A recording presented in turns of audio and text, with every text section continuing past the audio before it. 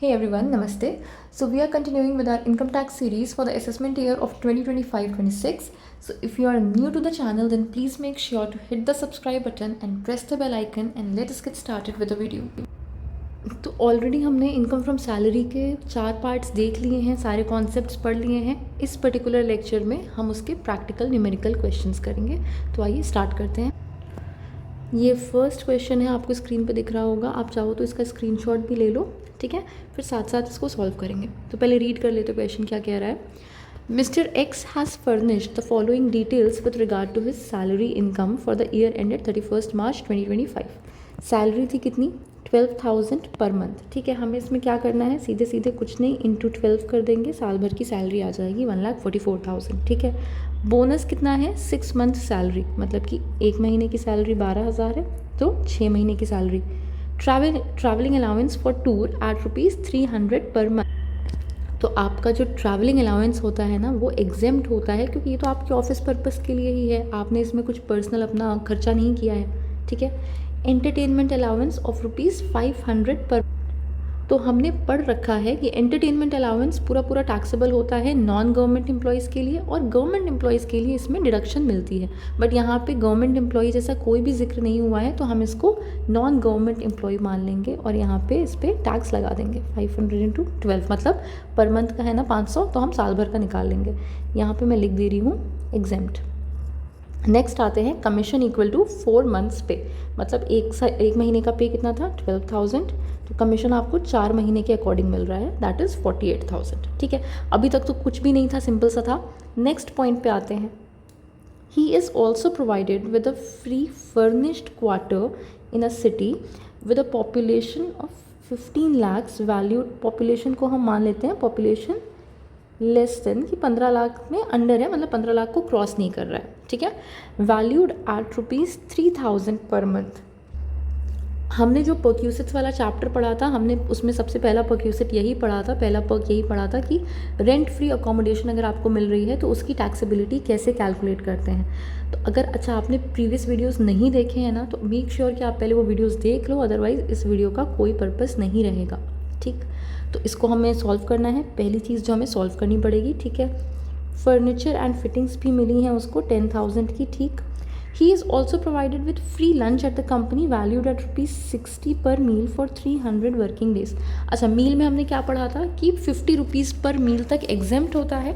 तो यहाँ पे ₹60 की एक मील है, जिसमें ₹50 एग्जेम्प्ट हो गया, तो टैक्सेबल कितना होगा? ₹10. तो ₹10 की एक मील और 300 दिन के लिए, ये आपका टैक्सेबल होगा ₹3,000. आगे बढ़ते हैं. इसने क्या क्या क्लेम किया है. ही claims electricity and water charges incurred by him for his residence. अब देखो, इलेक्ट्रिसिटी और वाटर चार्जेस तो इसके पर्सनल चार्जेस थे ना, तो इस पे हमें इससे कुछ लेना देना ही नहीं है. अब आपने पर्सनल अपने 1,600 रुपये खर्च किए, कितने भी खर्च किए, हमें उससे क्या मतलब है. ठीक है, आपने कितना भी खर्च किया हो. सेकेंड क्या है? Entertainment and travelling allowance in full. ठीक है, एंटरटेनमेंट अलाउंस तो टैक्सेबल होता है, ट्रैवलिंग अलाउंस पूरा एग्जेम्प्ट है, कोई प्रॉब्लम नहीं, हमने देख लिया already. His contribution to company's recognized provident fund is ₹2,000 per month. अब देखो, रिकॉग्नाइज्ड प्रोविडेंट फंड के लिए हमने क्या पढ़ा था कि अगर एम्प्लॉय ने खुद कोई कंट्रीब्यूशन दिया है तो वो हम सैलरी स्लिप में नहीं लिखते, उसका हमें डिडक्शन मिल जाता है अंडर सेक्शन 80C, जो हम डिडक्शंस में भी पढ़ेंगे आगे. And employer contributes an equal sum. अगर एम्प्लॉयर कोई कॉन्ट्रीब्यूशन कर रहा है रिकॉग्नाइज्ड प्रोविडेंट फंड में, तो उसको हम लिखते हैं. ठीक है. और कब लिखते हैं? टैक्सेबिलिटी कब होती है? अगर वो 12% के ऊपर, 12% के एक्सेस में कंट्रीब्यूट कर रहा है. तो यहाँ पे कितना कंट्रीब्यूट कर रहा है? लिखा हुआ है 2,000 पर मंथ, मतलब साल भर का कितना? 24,000. तो हम देखेंगे कि क्या 24,000 12% से ऊपर है या नहीं है. अगर ऊपर है, 12% से एक्सेस में है, तो टैक्स लगेगा, नहीं तो नहीं लगेगा. ठीक है. So the interest credited to the provident fund account is 12,000 at 9.5%. मतलब इसी कंट्रीब्यूशन पे जो एम्प्लॉयर ने कंट्रीब्यूट किया है, इस पे कुछ इंटरेस्ट भी बना होगा. तो इंटरेस्ट का आपका अमाउंट है 12,000, जो कि है 9.5% पे. इसके लिए भी हमने क्या पढ़ा था कि अगर इंटरेस्ट 9.5% से ऊपर है तब टैक्सेबिलिटी होती है. जैसे कि अगर 10% है ना, तो 9.5% से कितना ज़्यादा है, 0.5% तो 0.5% पे टैक्सेबल होता, लेकिन यहाँ पे बोल रहा है कि सिर्फ 9.5% है तो ये टैक्सेबल नहीं होगा। ठीक है, अब हम क्वेश्चन सॉल्व करते हैं। इस क्वेश्चन का स्क्रीनशॉट ले लीजिए, अब वन बाय वन सॉल्व करते हैं। तो सैलरी सबसे पहले लिखी हुई है, सैलरी 12,000 पर मंथ, तो हम लिख देते हैं बेसिक सैलरी कितनी हो गई आपकी 1,44,000। नेक्स्ट है आपका बोनस 6 मंथ्स की सैलरी का, तो बोनस हो जाएगा आपका 12,000 इंटू 6 दैट इज़ 72,000। नेक्स्ट क्या है, ट्रैवलिंग अलाउंस जो कि मैंने देखा एग्जेम्प्ट है। उसके बाद लिखा हुआ है entertainment allowance commission, commission regular payment है तो पहले हम कमीशन लिख देते हैं। कमीशन कितना बोल रहा था, 4 मंथ्स पे के बराबर बोल रहा है, तो 12,000 4 महीने के लिए हो जाएगा आपका 48,000। एंटरटेनमेंट अलाउंस आपका था कितना 500 पर मंथ, तो आपका साल भर का कितना हो जाएगा 6,000। ठीक, इसके बाद RFA की बात है, ये हमें निकालना पड़ेगा। फिलहाल हम यहाँ पे लिख देते हैं value of rent free accommodation. ठीक है, value of rent free accommodation. अभी मैं इस पर स्टार लगा के नीचे इसको वर्किंग नोट्स में हमें सॉल्व करना है, तो अभी के लिए इसको छोड़ देते हैं। नेक्स्ट आ जाते हैं लंच। लंच आपको 60 रुपीज़ का मिला है 300 डेज़ के लिए, जिसमें से 10 रुपये ही टैक्सेबल होता है, 50 रुपये एग्जेम्प्ट होता है। तो यहाँ पे 10 रुपये 300 दिन के लिए आपका 3,000 रुपीज़ टैक्सेबल हो जाएगा। इसके बाद हमें लिखना है employer's contribution, employer's contribution to RPF। ठीक है, ये भी हमें निकालना है। तो ये 2 चीज़ें हमारी वर्किंग नोट में जाएंगी। इसको मैं ऐसे लिख देती हूँ 1 और 2, तो वर्किंग नोट्स में हम 2 पॉइंट दे देंगे। ठीक है, और यहाँ पे जो अमाउंट आएगा इन सबको ऐड करके उसको क्या बोलेंगे, वो मेरी ग्रॉस सैलरी होगी। आपको मैंने बताया था कि ग्रॉस सैलरी में से हमें एक डिडक्शन मिलता है which is a standard deduction, जो कि फिक्स्ड होता है। कितना 75,000, पहले कितना था 50,000, अब ये 75,000 फिक्स हो गया। तो हमारी जो भी ग्रॉस सैलरी आएगी उसमें से हम ये 75,000 डिडक्ट कर देंगे और फिर मेरी क्या आ जाएगी actual taxable income from salary. ठीक है, यही मुझे सॉल्व करना है। तो हमारा जो आंसर होता है ना सैलरी स्लिप, वो ऐसा नज़र आना चाहिए, जैसा इतना दिख रहा है ना, ऐसा नज़र आना चाहिए। इसके बाद हम आएंगे वर्किंग नोट्स पे। इसके बाद हम आएंगे वर्किंग नोट्स में, जिसमें हमें सिर्फ 2 चीज़ें निकालनी है। पहली चीज़ क्या निकालनी है, RFA। लुक एट दिस, ये ऑलरेडी हम देख चुके हैं, बट एक बार मैं आपको बस दिखाने के लिए यहाँ पे कि आपको याद आ जाए। रेंट फ्री अकोमोडेशन कैसे निकालते हैं, अगर कोई नॉन गवर्नमेंट एम्प्लॉई है और घर जो है वो एम्प्लॉयर ओन कर रहा है। अब देखो यहाँ पे क्वेश्चन में नहीं लिखा था कि एम्प्लॉयर ओन कर रहा है या हायर पे लिया हुआ है, बट पॉपुलेशन दी हुई है क्वेश्चन में। तो अगर पॉपुलेशन दी हुई है तो हम अज्यूम कर लेंगे कि वो घर ओन कर रहा है। ठीक है, और पॉपुलेशन अगर 15 लाख तक है तो हमें टैक्सेबल कितना होता है आपका RFA 5% of the salary. Salary का 5% पे हम टैक्स लगाते हैं। और सैलरी में किस चीज़ को इंक्लूड करते हैं, बेसिक सैलरी को, सारे टैक्सेबल अलाउंसेस को और ऑल रेगुलर पेमेंट्स को। ठीक है, अब वापस आते हैं क्वेश्चन पे। तो यहाँ पे हमें क्या निकालना है, RFA के लिए 5% ऑफ द सैलरी। ठीक, अब सैलरी क्या है ये देखते हैं। बेसिक सैलरी को इंक्लूड करेंगे, बिल्कुल करेंगे। बोनस को इंक्लूड करेंगे, बोनस को भी इंक्लूड करेंगे क्योंकि बोनस रेगुलर पेमेंट होता है। कमीशन को इंक्लूड करेंगे, रेगुलर पेमेंट होता है। एंटरटेनमेंट अलाउंस, टैक्सेबल अलाउंसेस बोले थे, उसको भी इंक्लूड करेंगे। ठीक है, क्या लंच को इंक्लूड करेंगे, नहीं, लंच एक पर्क होता है तो पर्क को नहीं इंक्लूड करेंगे। तो इन सबको ऐड करके ना आपका फिगर आएगा 2,70,000। ठीक है, 2,70,000, इसको मैं नीचे लिख देती हूँ। आपकी जो सैलरी आ रही है वो आएगी 2,70,000। कैसे आया है ये, basic plus commission plus bonus plus आपका एंटरटेनमेंट अलाउंस, ये सारी चीज़ें ऐड करके आपका 2,70,000 आया। ठीक है, अब आपको इसका 5% निकालना है। इसका 5% निकालेंगे तो आपका आंसर आएगा 13,500। इसको आप कैलकुलेट करके देख लीजिएगा। तो मेरी RFA की वैल्यू कितनी आ गई है 13,500। लेकिन क्वेश्चन में ना एक चीज़ और लिखी हुई थी, क्या लिखा था, furniture and fittings of the value of ₹10,000 were also provided. मतलब कि फर्नीचर और फिटिंग्स भी प्रोवाइड की गई थी, कितने रुपए की, 10,000 की। तो इसके लिए हमने क्या पढ़ा था कि अगर आपको किसी भी तरह की फर्निशिंग प्रोवाइड की गई है तो हम उसका 10% एज डेप्रिसिएशन ऐड कर लेते हैं और उतना टैक्सेबल होता है। तो अगर 10,000 का, आपको 10,000 का फर्निशिंग प्रोवाइड किया गया था तो इसका 10% कितना होगा, 1,000। तो हम 1,000 भी वैल्यू इसमें ऐड कर लेंगे और आपका फाइनल जो टैक्सेबल अमाउंट होगा दैट वुड बी 14,500। बात समझ में आई? अब बस इस अमाउंट को यहाँ पे लिख लेंगे, 14,500 जो हम नीचे कंप्यूट करके ले आए हैं। सेकेंड वर्किंग नोट पे आते हैं, RPF के कंट्रीब्यूशन में, employer's contribution towards RPF, employer's contribution to RPF। अब देखो कंट्रीब्यूशन कितना किया उसने, 24,000। क्या लिखा हुआ था कि 2,000 पर मंथ किया है, तो साल भर का कितना किया होगा, 24,000। ठीक है, एग्जेम्प्ट कितना होता है, 12%। तो एग्जेम्प्ट होता है 12% के ऊपर टैक्सेबल होता है। तो हम सीधे सीधे सैलरी का 12% निकाल लेते हैं। बेसिक सैलरी कितनी है, अच्छा इसमें कौन सी सैलरी ली जाती है, बेसिक सैलरी प्लस DA अगर वो एम्प्लॉयमेंट बेनिफिट्स के लिए हैं, और प्लस कमीशन अगर वो रेगुलर कमीशन नहीं लेते, इसमें वो वाला कमीशन लेते हैं अगर वो टर्नओवर पे हो तो। बट इसमें ना DA है मेरे पास, ना मेरे पास टर्नओवर पे कमीशन है, तो सिर्फ बेसिक सैलरी लेंगे जो कि कितनी है, 1,44,000। तो 1,44,000 का 12% निकालेंगे, आपका आएगा 17,280। तो 24,000 कॉन्ट्रीब्यूट किया, 17,280 रुपये आपके एग्जेम्प्ट हो, तो टैक्सेबल कितना होगा, 6,720 रुपीज़। इसी अमाउंट को हम यहाँ पे लिख लेंगे, 6,720। अब मेरी सैलरी स्लिप कंप्लीट हो गई है, कुछ नहीं करना है, सबको ऐड कर देना है। इन सबको ऐड करके आपकी ग्रॉस सैलरी आएगी 2,94,220, और इसमें स्टैंडर्ड डिडक्शन 75,000 का माइनस करने के बाद we'll get our final figure जो कि होगा 2,19,220। ये आपका फाइनल आंसर है। आई होप आपको ये पूरा क्वेश्चन समझ में आ गया होगा। एक बार इसका स्क्रीनशॉट ले लो आंसर का, ठीक है। अगर कुछ नहीं समझ में आएगा तो कमेंट करना।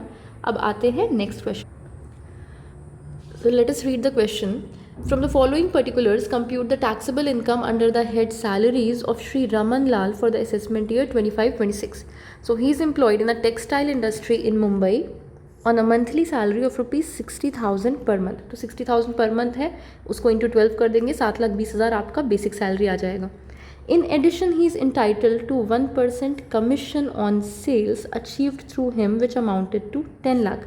मतलब 10 लाख रुपए की सेल्स हुई है जिस पे 1% का कमीशन उसको मिला है, मतलब 10,000 का कमीशन मिला है। ठीक है, एक काम करते हैं ना, साथ साथ लिखते रहते हैं।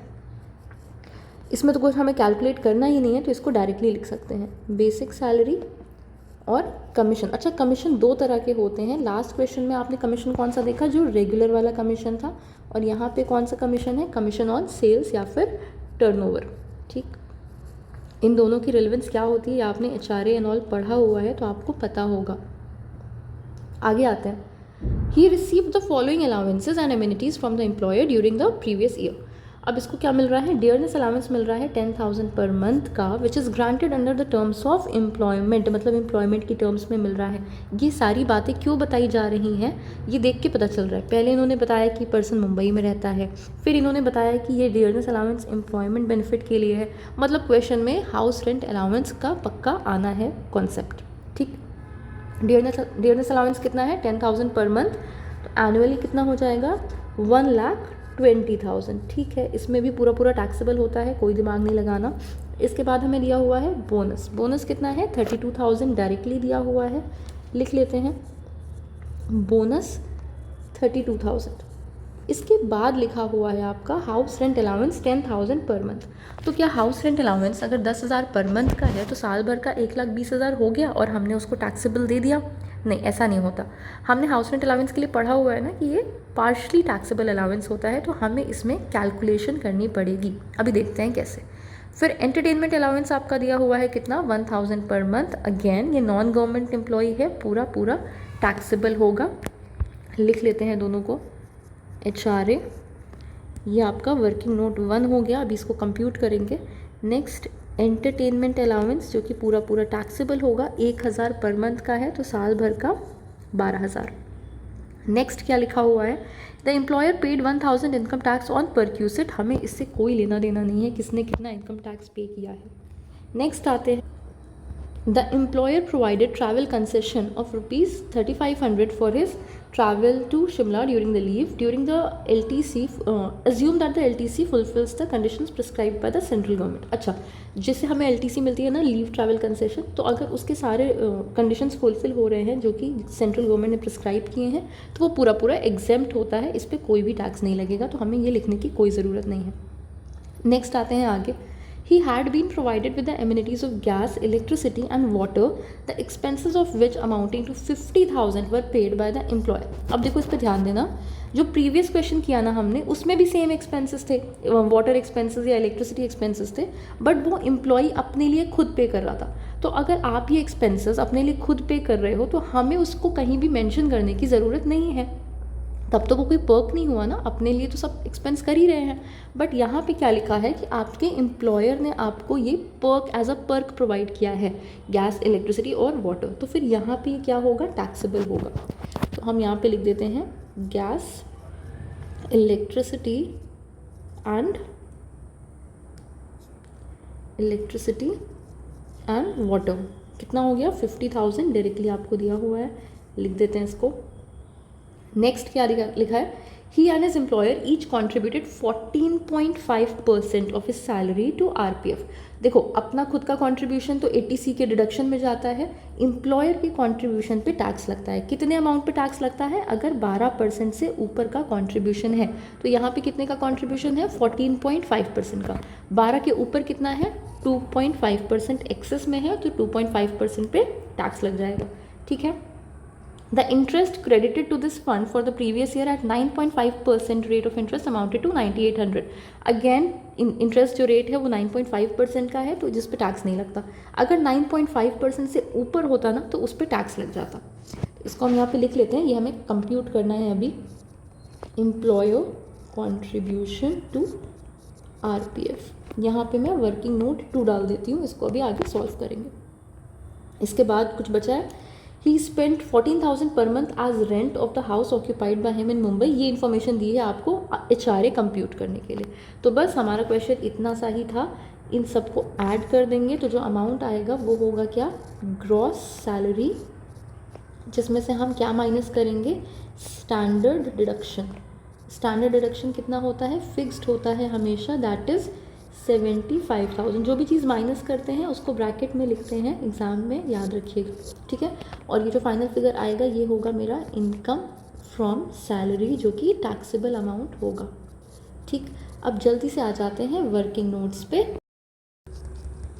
वर्किंग नोट्स में पहला वर्किंग नोट है क्या, HRA में हमने पढ़ा था कि हमें 3 चीज़ें निकालनी होती हैं, तीनों में से जो लीस्ट होता है वो एग्जेम्प्ट होता है। पहला क्या था, HRA रिसीव्ड, दूसरा था, ये आपको याद होना चाहिए था, नहीं तो मैं लिख दे रही हूँ फिलहाल जल्दी से, rent paid minus 10% of salary, और तीसरा क्या था, 40% या 50% ऑफ द सैलरी। 50% किस केस में, अगर वो जो SSC है वो दिल्ली, मुंबई, चेन्नई या कोलकाता में रह रहा है। तो यहाँ पे क्या लिखा हुआ है कि मुंबई में रह रहे हैं, तो हमने 50% ऑफ सैलरी लिख लिया है।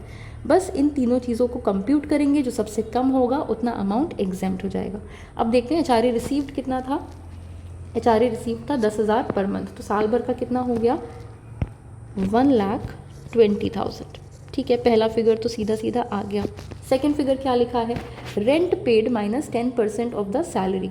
रेंट पेड कितना है, क्वेश्चन में सबसे लास्ट पॉइंट लिखा था, ही spent 14,000 per month, 14,000 per month, तो साल भर का कितना हो गया, 1,68,000 माइनस 10% ऑफ द सैलरी। अब सैलरी निकालनी है हमें, सैलरी में हम क्या लेते हैं, बेसिक सैलरी प्लस अगर DA है आपका एम्प्लॉयमेंट बेनिफिट्स के लिए, प्लस अगर आपका कमीशन है सेल्स पे। तो हम देखते हैं इस क्वेश्चन में मेरे पास क्या क्या है।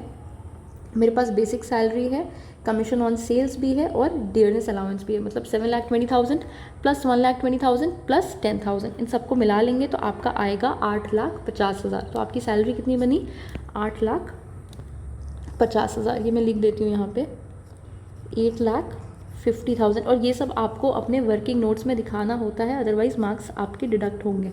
7,20,000 प्लस 10,000 प्लस 1,20,000, तो 8,50,000 का 10% कितना, 85,000। इसको माइनस कर दोगे, आपका आंसर आएगा 83,000।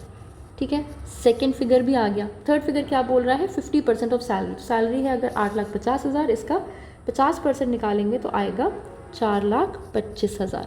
ठीक है, अब इन तीन में से लीस्ट कौन सा है, ये वाला अमाउंट लीस्ट है, तो इतना क्या होगा, एग्जेम्प्ट हो गया।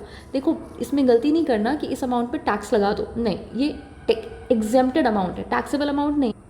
तो हम इसको कंप्यूट कैसे करते हैं, HRA रिसीव्ड, हमें HRA रिसीव कितना हुआ, 1,20,000 जो एक्चुअल में रिसीव हुआ, माइनस HRA एग्जेम्प्ट, जितना रिसीव हुआ उसमें हमें एग्जेम्प्ट कितना हो गया, 83,000। ठीक है, अब अगर 1,20,000 में से 83,000 आपका एग्जेम्प्ट हो गया तो टैक्सेबल कितना हुआ, 37,000, जिसको हम बोलेंगे HRA taxable.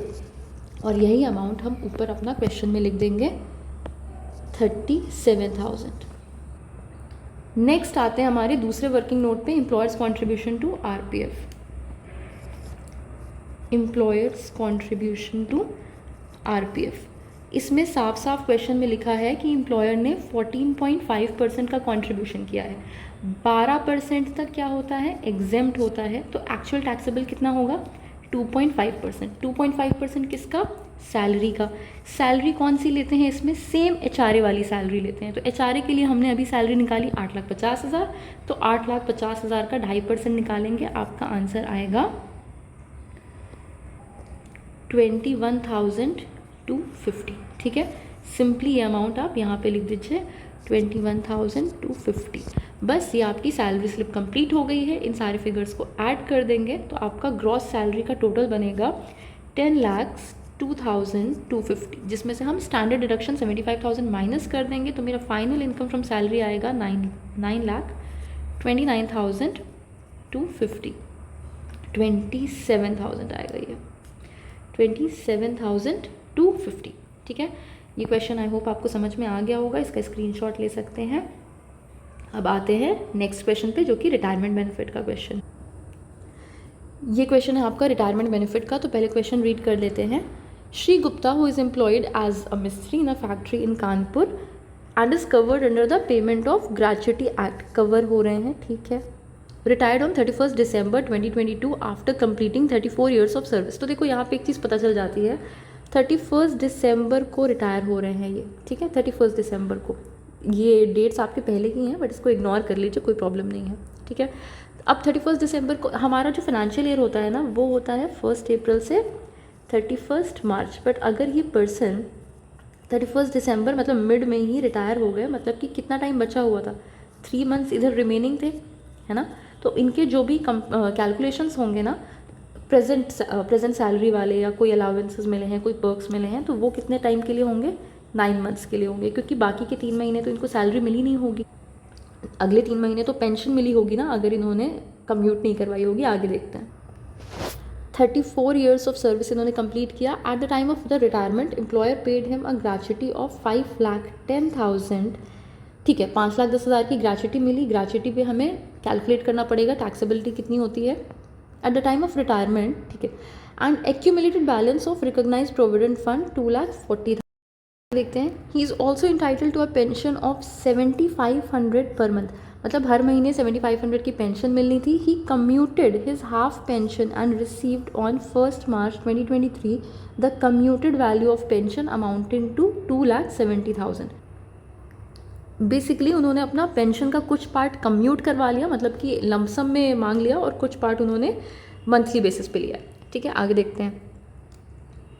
On the basis of the following information computers income from salary. ठीक है, बाकी इनकी इन्फॉर्मेशन 9 मंथ्स के लिए ही दी हुई है आपको। बेसिक सैलरी कितनी थी, 1,89,000, जो कि 9 मंथ्स के लिए डायरेक्टली दिया है। डियरनेस अलाउंस ये भी 9 मंथ्स के लिए दिया है। बोनस डायरेक्टली दिया है 4,000, हम अज्यूम कर लेंगे 9 मंथ्स का था।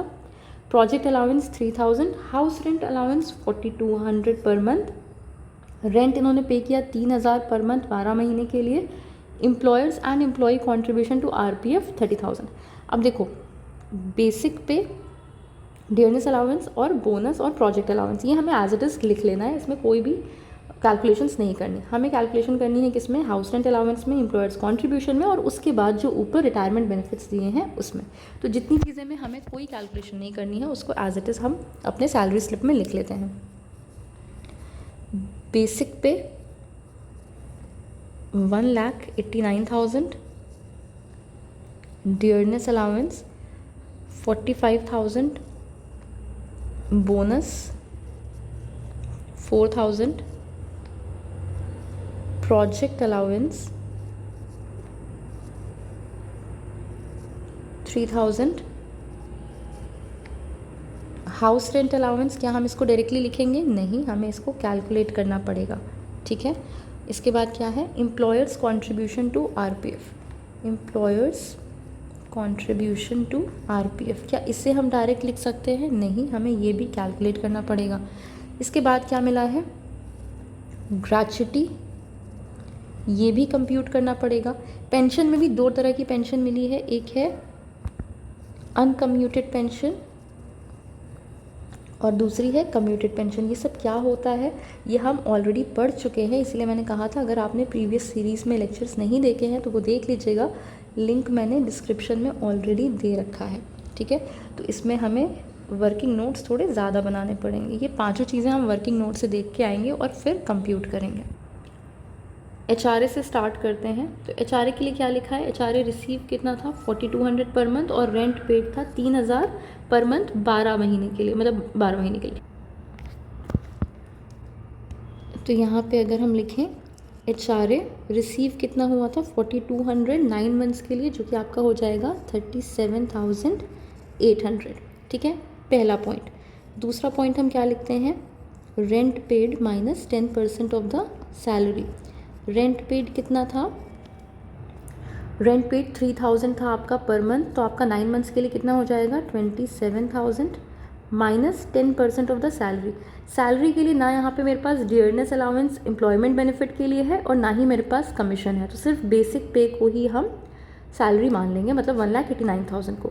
1,89,000 का 10% कितना होगा 189,000, इसको माइनस करेंगे आपका आंसर आएगा 8,100। और थर्ड पॉइंट क्या होता है मेरा 40% ऑफ द सैलरी। 40% क्यों लिया है, क्योंकि ये पर्सन कानपुर में रह रहा है, ठीक। 40% ऑफ द सैलरी निकालेंगे तो आपका आ जाएगा 75,600। अब मेरे पास 3 फिगर्स आ गए हैं, तीनों में से लीस्ट कौन सा है 8,100, तो ये अमाउंट क्या होगा एग्जेम्प्ट हो जाएगा। अब देखो HRA रिसीव्ड कितना था, HRA रिसीव्ड था 37,800, इतना हमें मिला।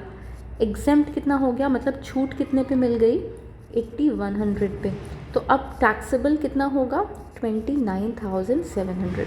ये क्या है टैक्सेबल HRA 29,700, इसको हम यहाँ पे लिख देंगे, ठीक है, सिंपल सी बात थी। सेकंड देखते हैं एम्प्लॉयर्स कॉन्ट्रीब्यूशन टू RPF। अब एम्प्लॉयर्स कॉन्ट्रीब्यूशन टू RPF में आपका क्या लिखा है, एम्प्लॉयर ने कॉन्ट्रीब्यूट कितना किया 30,000। तो हमें ये पता है कि 12% तक हमें टैक्सेबिलिटी नहीं होती है, तो 12% के ऊपर टैक्सेबिलिटी होती है। तो अब हम देखेंगे सैलरी का 12% कितना आ रहा है, 12% ऑफ 1,89,000, ये आपका आएगा 22,680। 22,680 12% है 1,89,000 का, मतलब सैलरी का। लेकिन एम्प्लॉयर ने कंट्रीब्यूट कितना किया है 30,000, तो अगर कंट्रीब्यूट 30,000 किया है और इतना एग्जेम्प्ट हो गया तो टैक्सेबल कितना हो 7,320 रुपीज़, ठीक है। इस अमाउंट को यहाँ लिख देते हैं 7,320, ठीक है। नेक्स्ट आते हैं थर्ड ग्रेच्युटी पे। ग्रेच्युटी में भी आपको याद होगा हमने 2 पार्ट्स पढ़े थे, एक अगर आपका ग्रेच्युटी एक्ट से कवर्ड है, एक अगर कवर्ड नहीं है। तो यहाँ पे हम क्या देख रहे हैं, अगर कवर्ड है। अगेन हमें इसमें 3 चीज़ें देखनी होती हैं, तीनों में से जो लीस्ट होती है वो एग्जेम्प्ट होता है। पहला क्या होता है ग्रेच्युटी रिसीव, रिसीव कितना हुआ है 5,10,000, ठीक है। सेकेंड अमाउंट क्या होता है आपका मैक्सिमम लिमिट, जो कि फिक्स है 20 लाख की, ये भी ठीक है। बस एक थर्ड हमें कंप्यूट करना पड़ता है। तो थर्ड में हम क्या लेते हैं 15 divided by 26 into last drawn salary, मतलब आपने पिछली सैलरी कौन सी ली, तो अगर पिछली बेसिक सैलरी की बात करें ना, तो सैलरी मेरी 21,000 थी पर मंथ, 21,000 पर मंथ की सैलरी थी, और डियरनेस अलाउंस मिल रहा था 5,000 पर मंथ का। तो इन दोनों को मिला के मेरी सैलरी, बेस सैलरी जो बनी वो कितनी बनी, 26,000 की बन गई। ठीक है, तो 15/26 इंटू 26,000। यहाँ पे हमें क्या लेना होता है, लास्ट ड्रॉन सैलरी की रिटायरमेंट से जस्ट पहले आपने कितनी सैलरी ली है। ठीक है, into number of completed years of service. तो क्वेश्चन में लिखा हुआ था साफ साफ कि 34 ईयर्स ऑफ सर्विस इन्होंने मिस्टर गुप्ता ने कंप्लीट कर लिए हैं। तो यहाँ पे लिख देंगे इंटू 34, बस इसको कैलकुलेट कर लेंगे, और इसको कैलकुलेट करके भी आपका आंसर आएगा ना 5,10,000। अब देखो इन तीनों अमाउंट्स में से लीस्ट कौन सा है, 5,10,000 जो कि 2 बार आ रहा है, यही लीस्ट है। तो अब देखो रिसीव कितना किया ग्रेच्युटी, 5,10,000, और एग्जेम्प्ट कितना हो गया, जो लीस्ट है वो एग्जेम्प्ट होता है, तो 5,10,000 ही एग्जेम्प्ट भी हो गया। तो टैक्सेबल कितना होगा, कोई भी अमाउंट टैक्सेबल नहीं होगा। तो हम यहाँ पे ग्रेच्युटी में क्या लिख देंगे, निल। ग्रेच्युटी में कोई भी अमाउंट टैक्सेबल नहीं होगा, पूरा पूरा अमाउंट आपका एग्जेम्प्ट हो गया। अब लास्ट पॉइंट पे आते हैं, अनकम्यूटेड पेंशन और कम्यूटेड पेंशन। अब देखो पेंशन के लिए क्या लिखा हुआ है कि 7,500 की पेंशन इनको पर मंथ मिली, लेकिन कितने टाइम के लिए मिली, बस कुछ महीने के लिए मिली। मार्च महीना इन्होंने हाफ पेंशन अपनी कम्यूट करवा ली कि इसके बाद की मेरी पेंशन लमसम में दे देना। तो इनको पेंशन कितनी मिली, 2,70,000 की। मतलब इन्होंने जनवरी, फरवरी और मार्च की हाफ पेंशन, मतलब 2.5 महीने की पेंशन मंथली बेसिस पे ली है, जिसको हम बोलते हैं अनकम्यूटेड पेंशन। तो 7,500 रुपीज़ पर मंथ मिल रहा था, जो कि 2.5 महीने के लिए इनको मिला, जनवरी, फरवरी और हाफ ऑफ द मार्च। तो ये कितना हो गया आपका 18,750। ये है अनकम्यूटेड पेंशन, सीधे सीधे लिख देंगे 18,750 रुपये, क्योंकि हमने पढ़ा था अनकम्यूटेड पेंशन पूरी पूरी टैक्सेबल होती है, इसमें कोई कैलकुलेशन नहीं करनी होती। कम्यूटेड पेंशन पे हम टैक्सेबिलिटी किस बेसिस पे देखते हैं कि आपको ग्रेच्युटी रिसीव हुई है या नहीं हुई है। अगर ग्रेच्युटी रिसीव हुई है तो कुछ अमाउंट एग्जेम्प्ट होता है, अगर नहीं हुई है तो दूसरा अमाउंट। 1/2, 1/3 याद होगा, आपने पढ़ा है। तो यहाँ पे क्या सीन है कि हमें ग्रेच्युटी रिसीव हुई। तो आओ पहले हम लोग उसको सॉल्व करके देखते हैं। नीचे हाफ पेंशन इन्होंने कम्यूट करवाई है, तो इसको मैं प्रॉपरली लिख रही हूँ, commuted value of half pension. और हाफ पेंशन की कम्यूटेड वैल्यू कितनी आ रही है, 2,70,000। तो हमें ना पूरी पेंशन की वैल्यू निकालनी है। फुल पेंशन की वैल्यू कितनी होगी, 2,70,000 इंटू 2/1 कर दो रेसिप्रोकेट करके, तो आपका आ जाएगा कितना, 5,40,000। अब हम जो कैलकुलेशन करेंगे ना वो 5,40,000 पे करेंगे, हमें तो फुल पेंशन पे ही कैलकुलेट करना है। ठीक है, तो अगर हमें ग्रेच्युटी रिसीव हुई होती है तो क्या होता है, 1/3 पेंशन आपकी एग्जेम्प्ट हो जाती है। तो अब हम इसका 1/3 निकालेंगे, 5,40,000 का अगर आप 1/3 निकालेंगे तो आपका आ जाएगा 1,80,000। 1,80,000 रुपये क्या है, टैक्सेबल नहीं, एग्जेम्प्ट है। अब देखो रिसीव कितना हुआ था, 2,70,000, और एग्जेम्प्ट कितना हो गया, 1,80,000। तो टैक्सेबल कितना होगा आपका पेंशन, 90,000। बस ये अमाउंट हम यहाँ पे लिख देंगे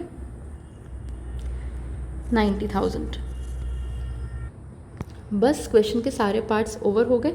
एक चीज़ और यहाँ पे लिखी हुई थी आपकी, accumulated balance of recognised provident fund. अच्छा, अगर आरपीएफ का लंपसम बैलेंस आपको मिलता है ना एक साथ, तो पूरा पूरा एग्जेम्प्ट होता है, कोई भी टैक्सेबिलिटी नहीं होती। अब कुछ नहीं करना, ये आपकी सैलरी स्लिप रेडी है, इन सबको ऐड कर देंगे और आपकी ग्रॉस सैलरी आ जाएगी, जो कि कितनी होगी, 3,86,770, जिसमें से हम माइनस करेंगे standard deduction of ₹75,000 and you will get your income from salary, that is 3,11,770। This is your final answer. I hope आपको ये तीनों क्वेश्चन समझ में आ गए होंगे। अगर कोई डाउट हुआ होगा तो कमेंट करके बताइएगा। अगर लेक्चर पसंद आया हो then please give this video a thumbs up and subscribe to the channel, share this video with your friends.